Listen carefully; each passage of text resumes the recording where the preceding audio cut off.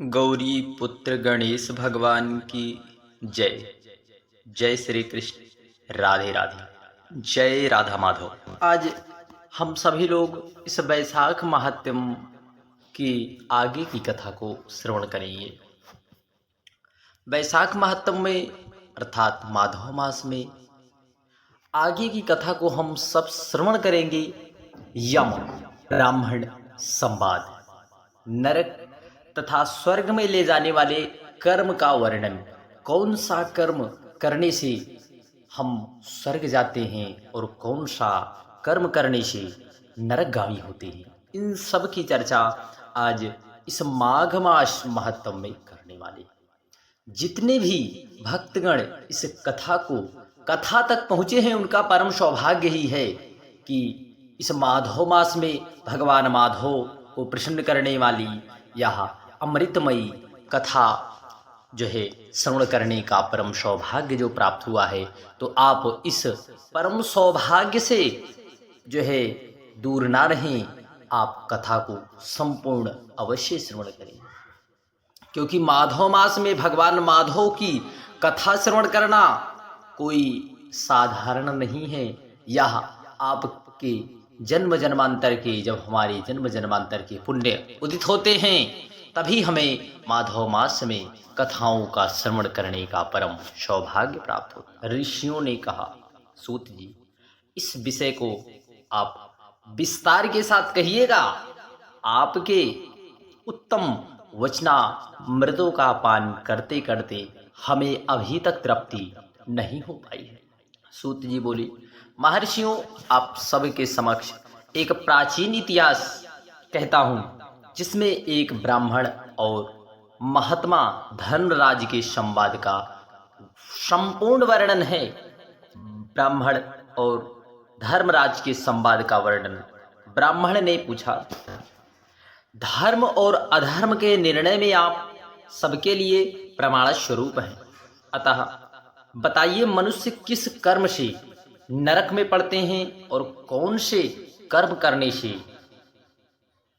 अनुष्ठान करने से स्वर्ग में जाते हैं।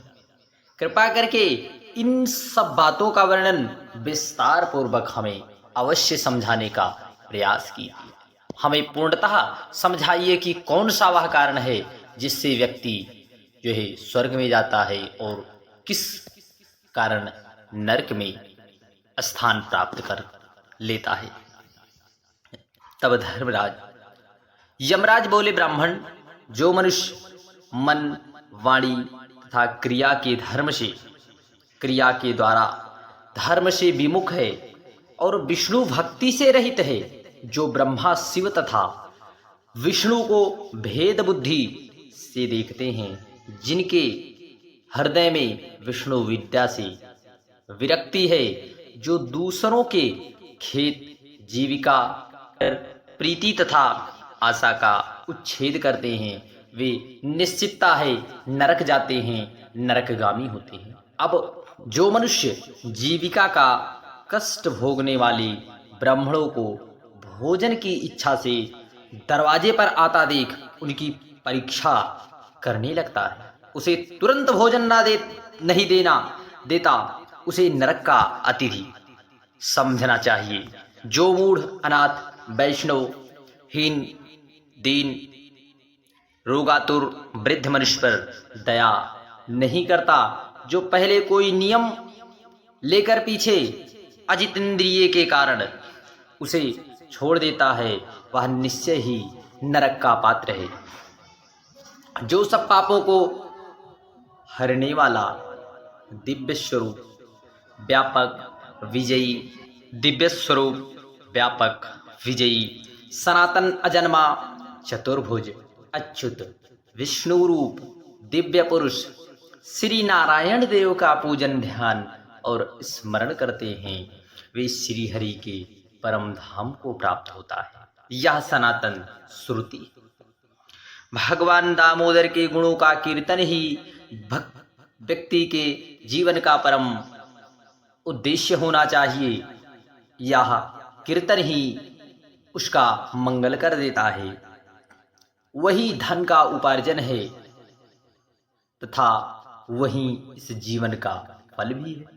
अमित तेजस्वी देवाधिदेव श्री विष्णु के कीर्तन से सब पाप उसी प्रकार नष्ट हो जाया करते हैं, पापों का क्षय हो जाता है, जिस प्रकार दिन निकलने पर अंधकार का क्षय हो जाता है। जो प्रतिदिन श्रद्धा पूर्वक भगवान श्री हरि विष्णु का यशो गाथा का गान करते हैं और सदा स्वाध्याय में लगे रहते हैं, वे मनुष्य स्वर्गगामी होते हैं। विप्रवर, भगवान वासुदेव के नाम जप में लगे हुए मनुष्य पहले के पापी रहे हों तो भी भयानक यमदूत उनके पास नहीं पटक पाते, पटकने नहीं भटकते।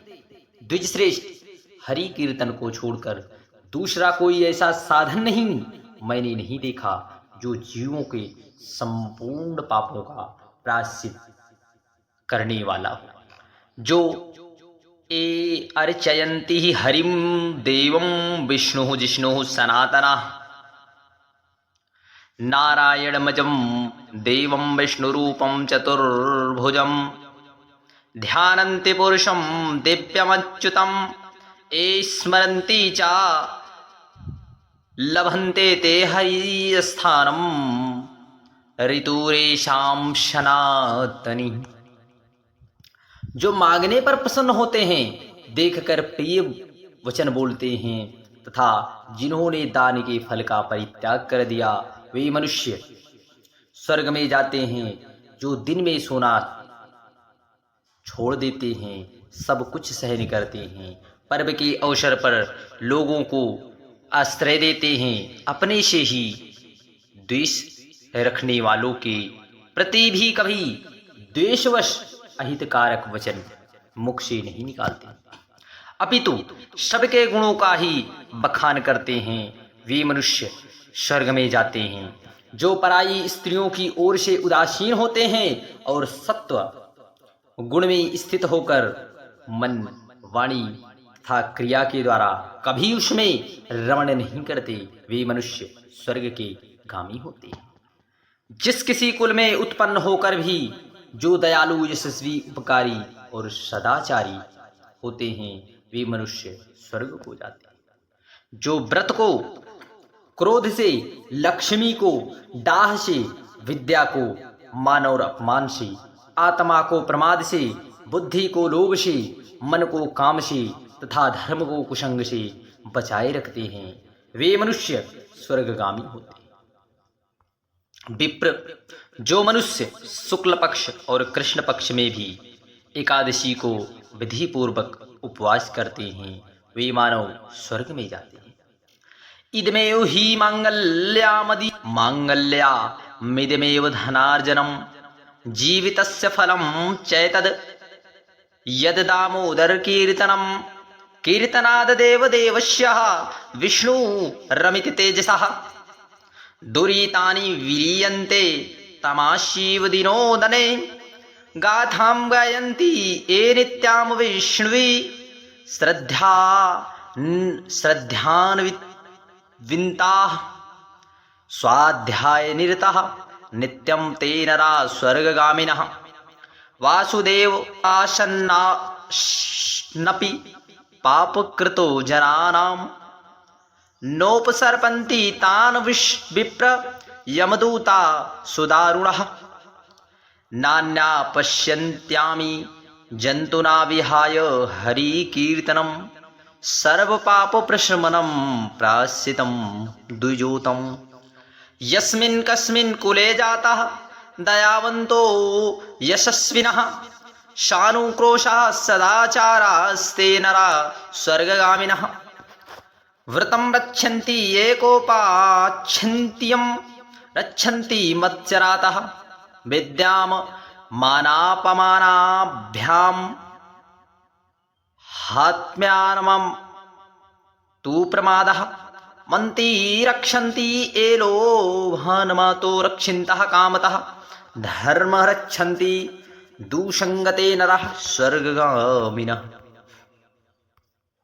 एकादशी व्रत के समान पाप से रक्षा करने वाला दूसरा कोई भी साधन नहीं है, अतः एकादशी को विधि पूर्वक उपवास करके मनुष्य स्वर्ग में जाते हैं। अखिल विश्व के नायक भगवान नारायण में जिनकी भक्ति होती है वे सत्य से हीन और रजोगुण से युक्त होकर भी अत्यंत पुण्यशाली तथा अंत में वे वैकुंठ धाम में पधारते हैं। जो वेद सी यमुना गंगा तथा पुण्य सलिला गोदावरी का सेवन और सदाचार का पालन करते हैं, जिनकी स्नान और दान में सदा प्रवृत्ति रहती है, वे मनुष्य कभी नरक के मार्ग का दर्शन नहीं करते। ए भक्तिमतो मधुसूदनस्य नारायणस्य खिलनायकस्य सत्तेर्हीना रजसापयुक्तः गच्छन्ति ते नाकमनन्त पुण्यः वेतसीम यमुना सीतां पुण्यः गोदावरी नदीं सेवन्ते ये शुभाचाराः स्नान दान परायणः नाते पश्यन्ति पंथनाम नरकस्य कदाचन। वे मनुष्य कभी नरक के मार्ग में नहीं जाते जो कल्याणदायिनी नर्मदा नदी में गोते लगाते हैं तथा उनके दर्शन से प्रसन्न होते हैं। वे पाप रहित हो महादेव जी के लोक में जाते हैं, चिरकाल वहाँ आनंद भोगते हैं। जो मनुष्य चरमोती नदी में स्नान करके शौच संतोष आदि नियमों का पालन करते हुए उसके तट पर विशेषतः व्यासाश्रम में 3 रात निवास करते हैं, वे स्वर्गलोक के अधिकारी माने गए हैं। जो गंगा जी के जल में अथवा प्रयागदे केदारखंड पुष्कर व्यासाश्रम या प्रभास क्षेत्र में मृत्यु को प्राप्त होते हैं, वे विष्णु लोक में जाते हैं। जिनकी द्वारका या कुरुक्षेत्र में मृत्यु हुई हो अथवा जो योगाभ्यास से मृत्यु को प्राप्त हुई हो अथवा मृत्यु काल में जिनके मुख से हरि इन 2 अक्षरों का उच्चारण हुआ है, वे भगवान हरि के प्रिय हैं। विप्र जो द्वारका में 3 रात भी ठहर जाता है, वह अपनी 11 इंद्रियों के द्वारा किए सारे पापों को नष्ट करके स्वर्ग में जाता है। ऐसी वहाँ की मर्यादा है। वैष्णव व्रत एकादशी के पालन से होने वाला धर्म तथा यज्ञादि के अनुष्ठान से उत्पन्न होने वाला धर्म, इन दोनों को विधाता ने तराजू पर रखकर तोला था। उस समय इसमें से पहले का ही पलड़ा भारी था। ब्राह्मण जो एकादशी का सेवन करते हैं तथा जो अच्युत अच्युत कहकर भगवान नाम का संकीर्तन करते रहते हैं, उन पर मेरा शासन नहीं चलता। मैं तो स्वयं ही उनसे बहुत डरता हूं, ऐसा यमराज जी उस ब्राह्मण से कह रहे हैं। जो मनुष्य प्रत्येक मास में 1 दिन अमावस्या को श्राद्ध के नियमों का पालन करते हैं और ऐसा करने के कारण जिनके पितर सदा तृप्त रहते हैं, वे धन्य हैं, वे स्वर्गगामी होते हैं।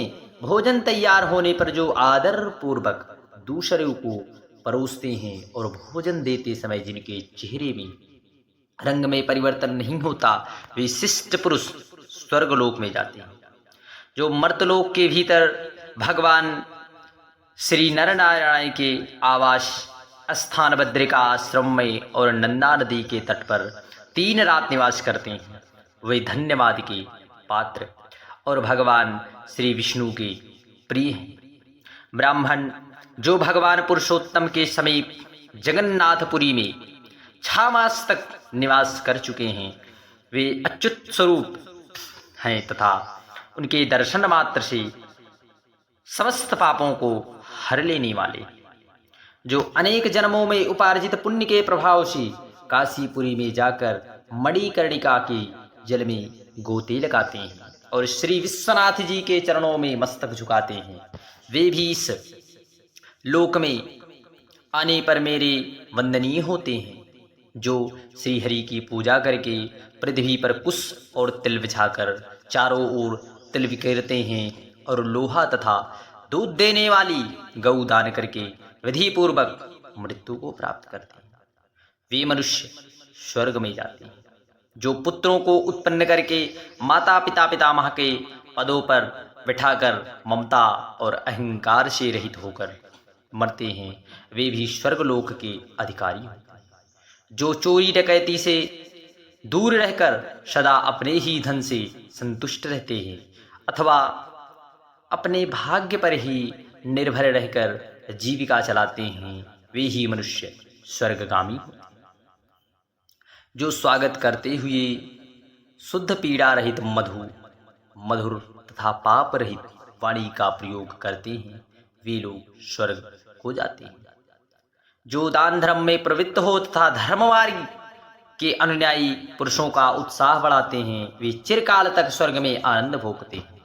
जो शीतकाल में सूखी लकड़ी, गर्मी में शीतल जल और वर्षा में आश्रय प्रदान करते हैं, वह स्वर्गलोक में जाते हैं। दरिद्र का दान, सामर्थ्यशाली की क्षमा, नौजवानों की तपस्या, ज्ञानियों का मौन, सुख भोगने के योग्य पुरुषों की शुभेच्छा, निवृत्त तथा संपूर्ण प्राणियों पर दया, ये सद्गुण स्वर्ग ले जाते हैं।